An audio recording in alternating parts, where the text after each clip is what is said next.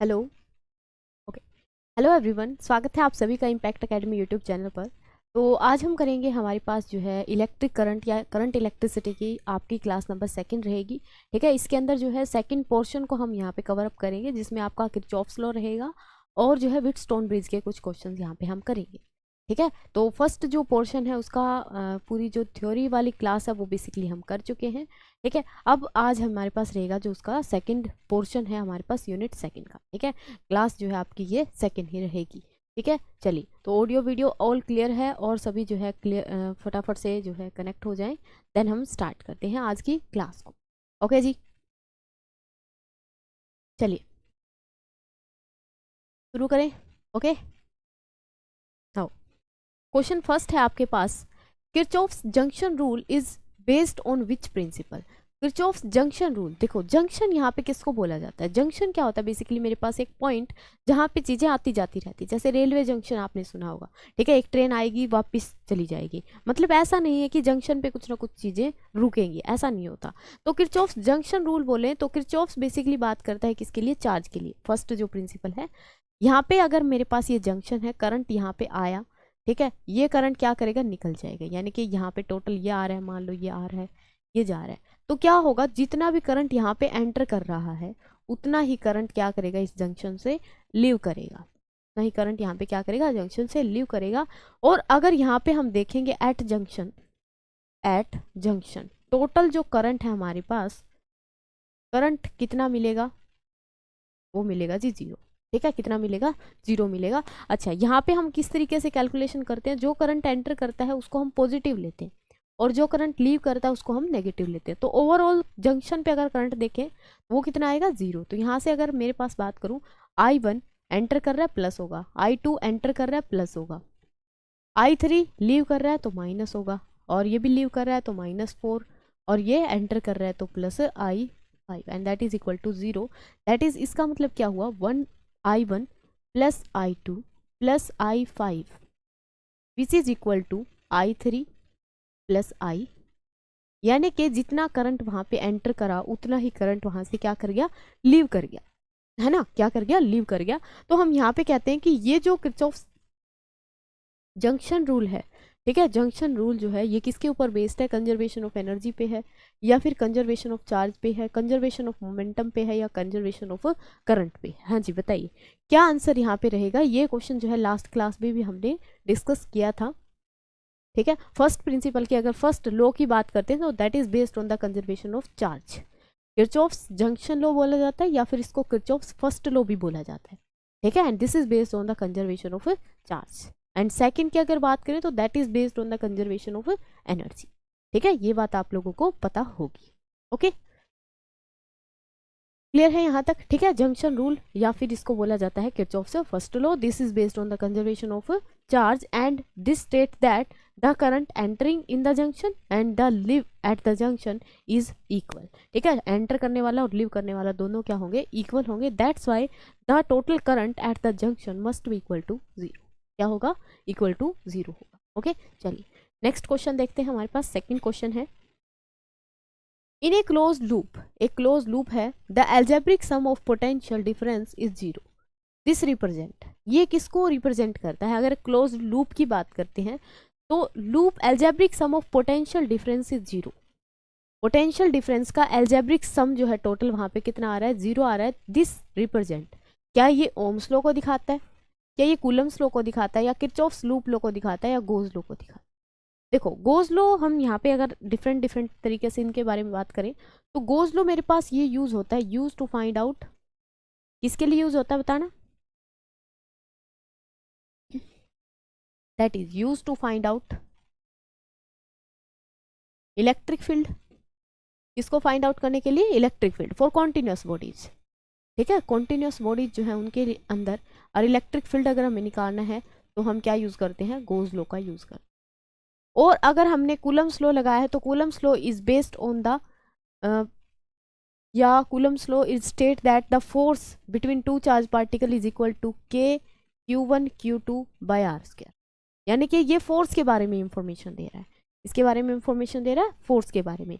ठीक है, Coulomb's law, goes law की अगर मैं मैथमेटिकल डेफिनेशन की बात करूं तो surface integral, close surface integral of electric field intensity must be equal to the Q by epsilon naught times. यही बात बताता है गोज लॉ।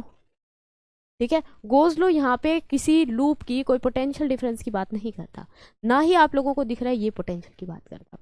यहाँ से अगर ओम्स लॉ की बात करते तो ओम्स लॉ बात करता है किसके बारे में? Ohm's law tells about the potential and says that जितना हम पोटेंशियल अप्लाई करेंगे उतना ही हमारे पास करंट आएगा। मतलब ये बताता है कि करंट उतना ही आएगा जितना हम पोटेंशियल डिफरेंस वहां पे अप्लाई करेंगे। तो हम इक्वेशन को लिखते हैं V is directly proportional to I। Otherwise इनका ये जो कहता है कि I is directly proportional to V, then why we do this? हम ऐसा क्यों करते हैं? जबकि लॉ तो ये कहता है कि I जो जितना आएगा ना वो डायरेक्टली प्रोपोर्शनल होगा करंट के। यही स्टेटमेंट हम पढ़ते हैं ओम्स लॉ की। देन हम इसको ऐसा क्यों लिखते हैं? ठीक है, क्वेश्चन बताना आप लोग कमेंट बॉक्स में मुझे कि व्हाई दिस इज। अच्छा, ये क्लोज लूप हो या ना हो हम उसकी बात नहीं करते, यानी कि क्लोज लूप की यहाँ पे कोई बात नहीं की जाती। ये तो ठीक है कि जो है करंट हमारे पास एक क्लोज्ड सर्किट में ही चलेगा। ठीक है, करंट तभी आएगा ना जब सारे के सारे कनेक्शन जुड़े हुए होंगे, अदरवाइज तो करंट चल ही नहीं सकता। ठीक है, पोटेंशियल की बात करता है लेकिन जीरो पोटेंशियल होगा, लूप के बारे में कोई इंफॉर्मेशन नहीं देता। तो हमारे पास जो आंसर आपको दिखाई दे गया होगा कौन सा रहेगा? That is Kirchhoff's loop law. इसका जो आंसर है किरचॉफ्स लूप लॉ देगा। यानी कि ये कहता है क्या है कि अगर मैं यहाँ से किरचॉफ्स लूप लॉ की बात करूं, किरचॉफ्स है ना लूप लॉ, ये क्या कहता है कि करंट, मान लो कि ये मेरे पास एक रेजिस्टेंस मैंने लगाया, एक रेजिस्टेंस यहाँ पे लगाया और यहाँ पे इस तरीके से एक रेजिस्टेंस में यहाँ पे लगा और यहाँ पे लगा दी हमने बैटरी। ठीक है, अब यहाँ पे क्या है? दो लूप बन रही है, एक तो ये लूप बन रहा है, एक ये लूप बन रहा है। तो ये टोटल लूप के अंदर बात करता है कि जो मेरे पास टोटल पोटेंशियल आएगा, ईएमएफ से लिखते हैं यहाँ पे पोटेंशियल को। ठीक है, टोटल पोटेंशियल V जो आएगा that is equal to the multiple of किसकी? मल्टीप्लीकेशन करंट की विद देयर रिस्पेक्टिव रेजिस्टेंस। अब ये तो डेफिनेशन होगी किसकी? ओम्स लॉ, है ना। इसको हम लिखते कैसे हैं कि टोटल जो यहाँ पे ईएमएफ आएगी पूरे सर्किट की, total sum of their EMF और we can say potential which is equal to total I and R। ये डेफिनेशन पढ़ते हो आप, है ना। तो ये किसके बारे में बात करता है? क्लोज लूप के बारे में बात। ओके, समझ आ गई होगी बात आई थिंक, है ना। तो यहाँ से सारी जो चीज़ें हैं उनको नोट करो फटाफट से, नोट करो फटाफट से।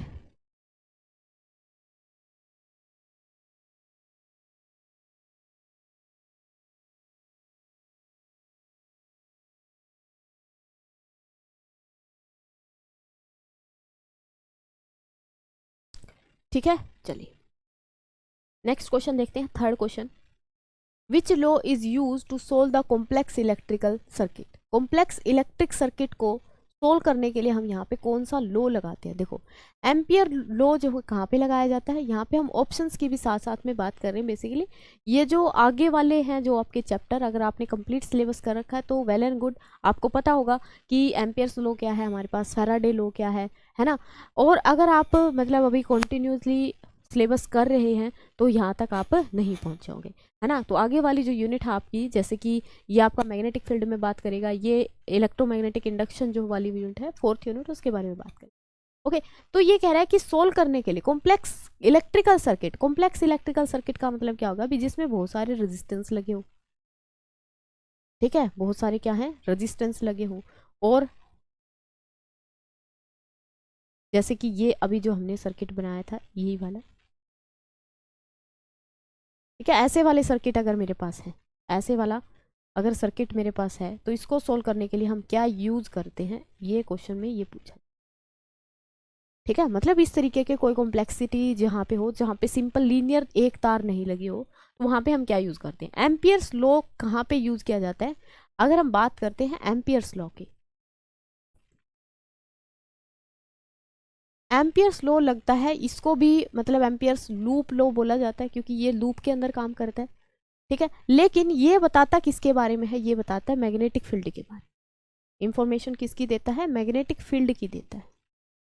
ओके, तो ये कहता है कि closed integration, line integration of magnetic field intensity must be equal to mu naught times of total current closed by the surface.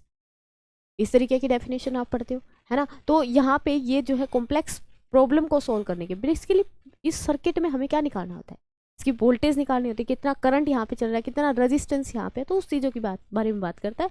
Magnetic field की बात हम सर्किट के अंदर नहीं करते, ठीक है। वो हमारे पास क्या आता है, करंट कैरिंग वायर की वजह से मैग्नेटिक फील्ड आता है, तब हम उसको मतलब उसको जो है डिस्कस यहाँ पे करते हैं, डील करते हैं उसके साथ, ठीक है। फैराडे लॉ की अगर बात करें तो फैराडे लॉ क्या होगा मेरे पास, फैराडे लॉ क्या होगा,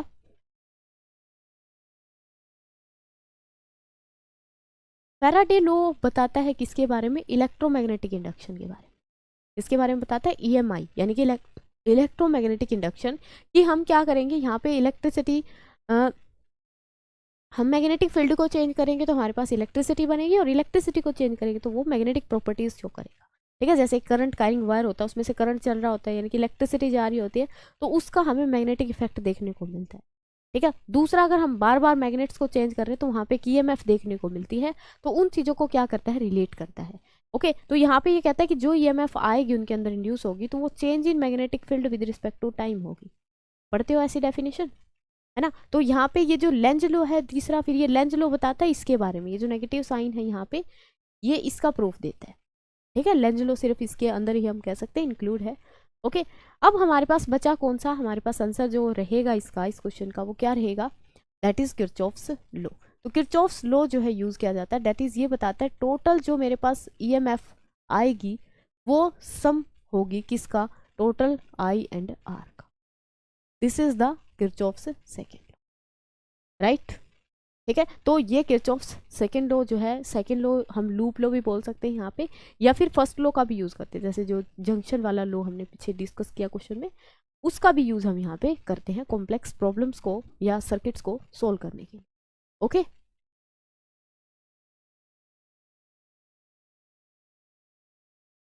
क्लियर है, ठीक है। चलिए नोट करेंगे क्वेश्चंस को सभी,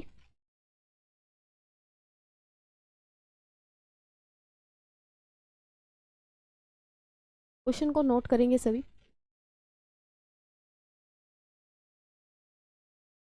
चलिए जी, move to the next question, question number 4। In Kirchhoff's loop law potential gain is taken to B.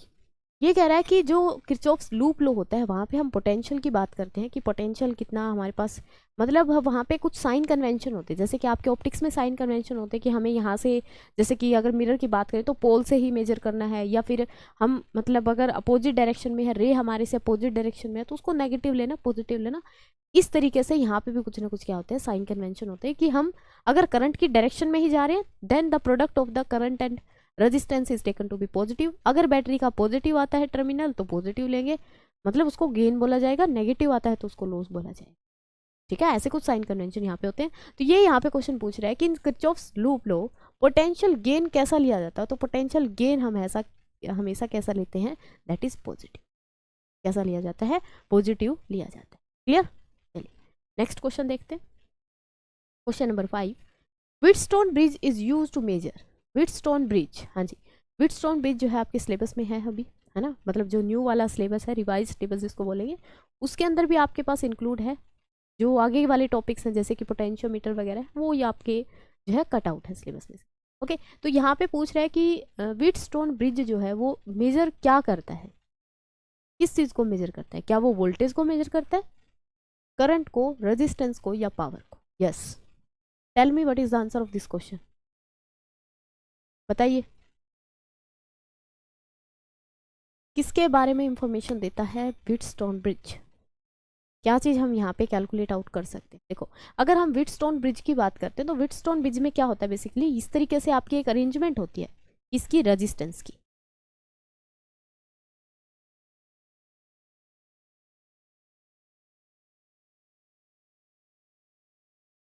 है ना। इस तरीके से क्या है, एक अरेंजमेंट होती है किसकी, रेजिस्टेंस की। 4 रेजिस्टेंस इस तरीके से लगाए जाते हैं, फिर यहाँ पे एक रेजिस्टेंस होता है इस तरीके, ओके।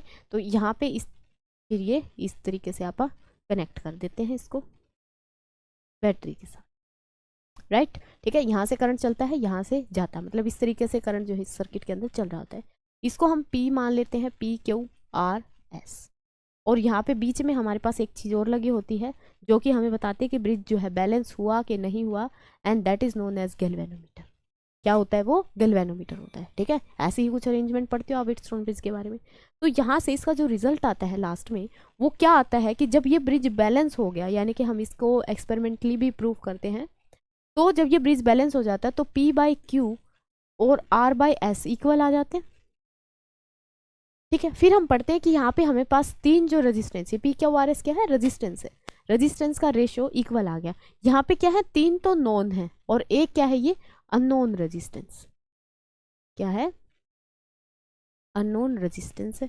इस अननोन रेजिस्टेंस को निकालने के लिए हम यूज करते हैं किसका? व्हीटस्टोन ब्रिज का।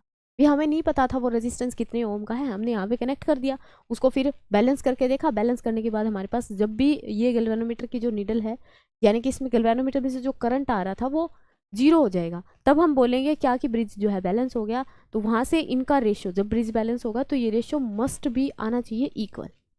ठीक है, अगर ये इक्वल आता है तो इसका मतलब क्या होगा? समझ गए? ठीक है, यहाँ से तीन वैल्यूज हम यूज करेंगे, फोर्थ हम निकाल लेंगे। That is it is use to measure the unknown resistance. इसको निकालने के लिए यूज किया जाता है, that is for resistance, right? Resistance को निकालने के लिए यूज किया जाता है। समझ आ गई बात?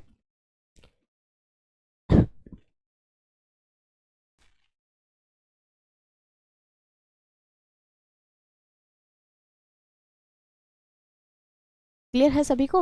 ओके, चलिए जी नेक्स्ट क्वेश्चन पे मूव करते हैं। क्वेश्चन नंबर 16 है आपका, Wheatstone bridge is balance when. Wheatstone bridge जो है बैलेंस हो जाता है कब? When no current flow through the galvanometer, या करंट जब मैक्सिमम हो जाएगा, वोल्टेज जब मैक्सिमम हो जाएगी, रेजिस्टेंस जब मिनिमम हो जाए। हाँ जी, इसकी कंडीशन मैंने अभी बताई लास्ट क्वेश्चन में आपको क्या होगी। Wheatstone bridge is said to be balanced when, जैसे व्हीटस्टोन ब्रिज में हमने ये बनाया डायग्राम, यही रहता है इसका। ठीक है, यहाँ से गैल्वेनोमीटर में से क्या आ रहा है? जैसे कि अगर करंट की बात करें यहाँ से, तो क्या होगा? मेरे पास यहाँ से करंट आया I, क्या हुआ? करंट जो है I यहाँ से आया। ठीक है, यहाँ पे जाएगा, मान लेते हैं I1 गया, यहाँ पे गया I2, इस तरीके से जाएगा। यहाँ से ये आगे जो करंट गया यहाँ से निकल गया IG, I1 आ रहा था, IG यहाँ पे निकल गया, तो I1 माइनस IG आगे मूव करेगा, I1 माइनस IG आगे मूव करेगा। ठीक है, तो जब यहाँ पे देखेंगे तो ये नीचे से I2 आ रहा है, यहाँ से क्या आ जाएगा? IG आ जाएगा, ये दोनों यहाँ पे जाएंगे तो I2 plus IG, and further फिर यहाँ से I निकल जाएगा। ठीक है, जितना आ रहा था उतना ही बाहर निकल, यही होती है इसके अंदर सिचुएशन। ठीक है, अब हम क्या कहते हैं कि जब तक इसमें से करंट आ रहा है ना बीच वाले में से, तब तक क्या है? ये IG यानी कि जो गैल्वेनोमीटर है कुछ ना कुछ रीडिंग शो करेगा। और जब ये पूरा का पूरा बैलेंस हो जाएगा तब इसमें से ये जो करंट IG है, IG must be equal to 0। And IG what? IG है क्या आपके पास? IG है क्या? IG is the current which is flow through the galvanometer, यानी कि जब गैल्वेनोमीटर में से करंट आना बंद हो जाएगा तब हम कहेंगे जो ब्रिज है वो अपना क्या हो चुका है? बैलेंस हो चुका है। And after that we can take the ratio of this four resistance, है ना? यही होता है। तो इस क्वेश्चन का आंसर क्या बनेगा कि वो बैलेंस हुआ तब माना जाएगा जब कोई भी करंट गैल्वेनोमीटर में से फ्लो ना करे। That is your option A will be the correct option. A option आपका क्या रहेगा? यहाँ से करेक्ट रहेगा। क्लियर? चलिए नेक्स्ट क्वेश्चन देखते हैं। Question number 7, for a balance Wheatstone bridge the condition is. एक बैलेंस व्हीटस्टोन ब्रिज के लिए क्या कंडीशन होगी? बैलेंस व्हीटस्टोन ब्रिज के लिए क्या कंडीशन होगी? क्या वहां पे P plus Q is equal to R plus S होगा, P by Q is equal to R by S होगा, P Q is equal to R S होगा, या दिस माइनस दिस होगा? तो हमें पता है कि क्या होता है वहां पे, that is P by Q is equal to R by S. This is the result. किसका रिजल्ट है ये?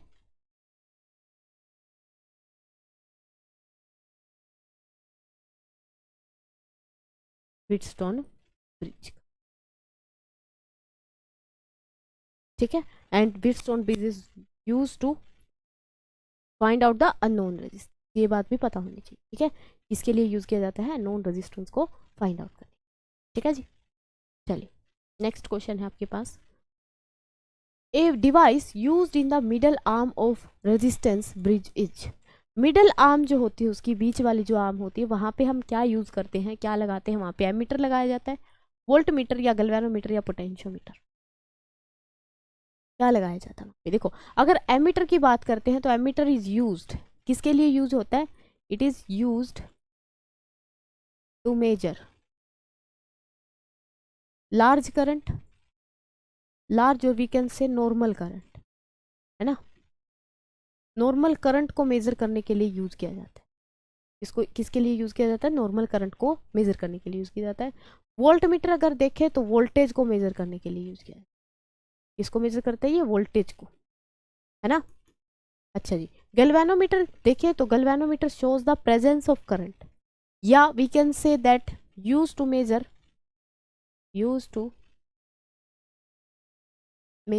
स्मॉल करंट, स्मॉल करंट को मेजर करने के लिए यूज किया जाता है, और यहाँ पे कि करंट है या नहीं है उसकी प्रेजेंस को चेक करने के लिए यूज किया जाता है।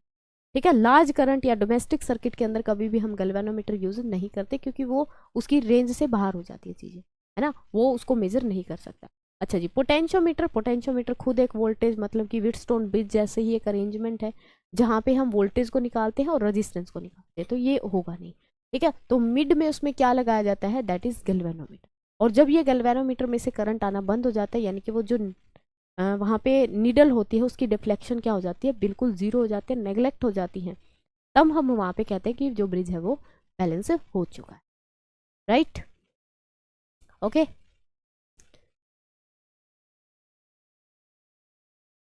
चलिए नेक्स्ट क्वेश्चन पे चलिए। Question number 9, Kirchhoff's junction rule fail when, Kirchhoff's junction rule जो है वो फेल हो जाता है कब, बताओ। जब हमारे पास सर्किट ओपन होगा, सर्किट ओपन है means circuit is open means current is not transmitted, है ना। Temperature is high, temperature high होगा तो करंट के हीटिंग इफेक्ट आएंगे, तो उसकी वजह से इफेक्ट आएगा। ठीक है जी, चार्ज एक्यूमुलेट एट ए पॉइंट, या फिर resistance is high, resistance high हो टेम्परेचर हाई हो इसका कोई मतलब नहीं बनता, क्योंकि वो वोल्टेज और रेजिस्टेंस उसके रिस्पेक्टिवली आ जाएंगे।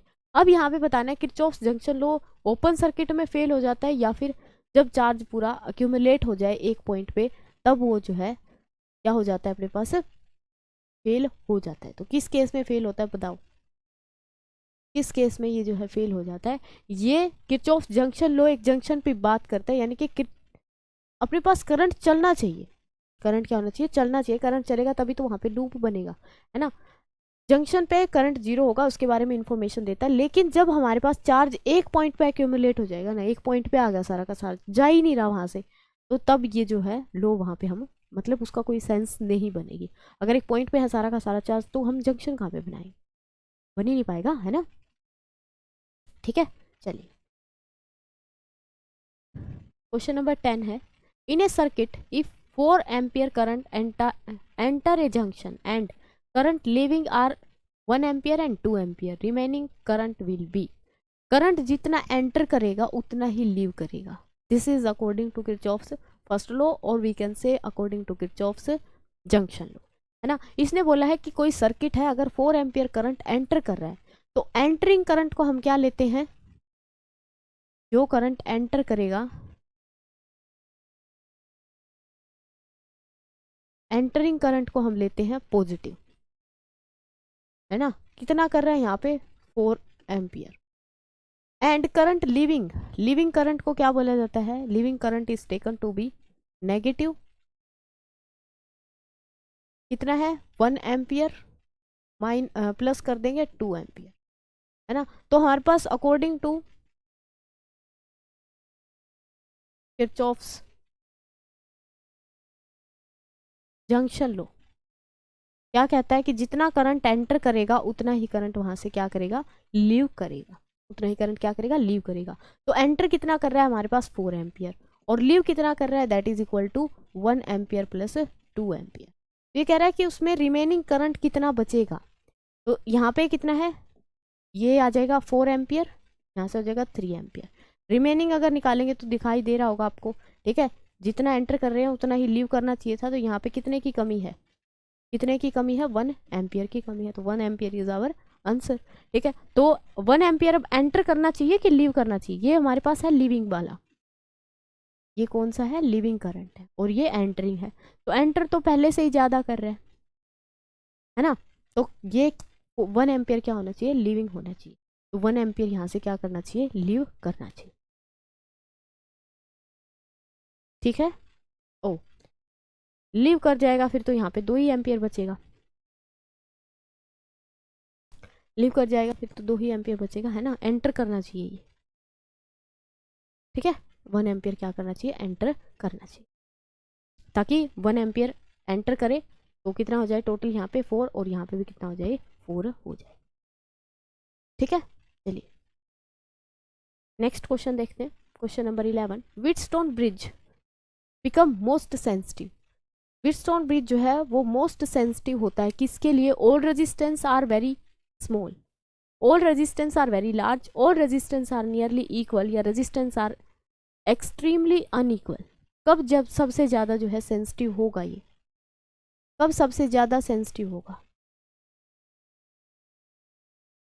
देखो जब हमारे पास क्या होगा, हम रेशियो लेते हैं इसके अंदर P/Q एंड R/S का, तो यहाँ पे क्या होगा कि सारे के सारे रेजिस्टेंस जो है स्मॉल हो, ऐसा भी नहीं होना चाहिए, रेजिस्टेंस वेरी लार्ज हो, नियरली इक्वल हो, या एक्सट्रीमली अनइक्वल हो। तो ऑल जब क्या होंगे, नियरली कंपैरेटिवली इक्वल होंगे, तब हम बोलेंगे कि ये क्या है, सबसे ज़्यादा सेंसिटिव है। उस केस में क्या होगा, सबसे मतलब बराबर बराबर जो है करंट वहाँ पे वो एब्जॉर्ब करने की कोशिश करेंगे, वहाँ से पास करने की कोशिश। ठीक है, that's why we can take the resistance are nearly equal, then we can say Wheatstone bridge is most sensitive in that case. Okay, चलिए क्वेश्चन नंबर 12 है आपके पास, the resistance unknown in Wheatstone bridge is generally connected in. जो unknown resistance होता है वो किसके साथ कनेक्ट किया जाता है, क्या वो अपोजिट आर्म में होता है, एडजेसेंट आर्म में होता है, या फिर गैल्वेनोमीटर आर्म में होता है, या फिर बैटरी आर्म में होता है। बैटरी के साथ तो कनेक्ट करते ही नहीं है, चार वहाँ पे चार मतलब अरेंजमेंट मिलती है 4 रेजिस्टेंस की, ठीक है, उनको आपस में कनेक्ट किया जाता है। तो जो अननोन होगा वो जनरली कहाँ पे कनेक्ट किया जाता है, अपोजिट आर्म पे, इस पे किया जाता है अपोजिट आर्म पे, यानी कि जैसे एक ये होगी हमारे पास, एक ये, ठीक है, तो यहाँ पे लगाया जाता है अननोन।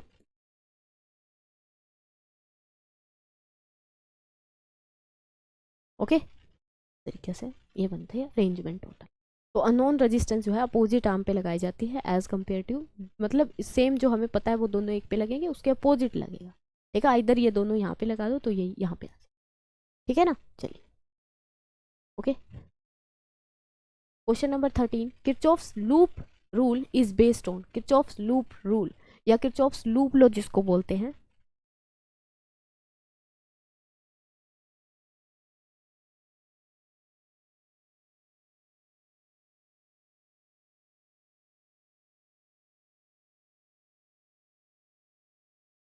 हाँ जी, किरचॉफ्स लूप रूल या फिर किरचॉफ्स यहाँ पे जंक्शन लूप रूल बोला जाता है, या वोल्टेज लॉ भी बोला जाता है इसको, लूप लॉ या वोल्टेज लॉ।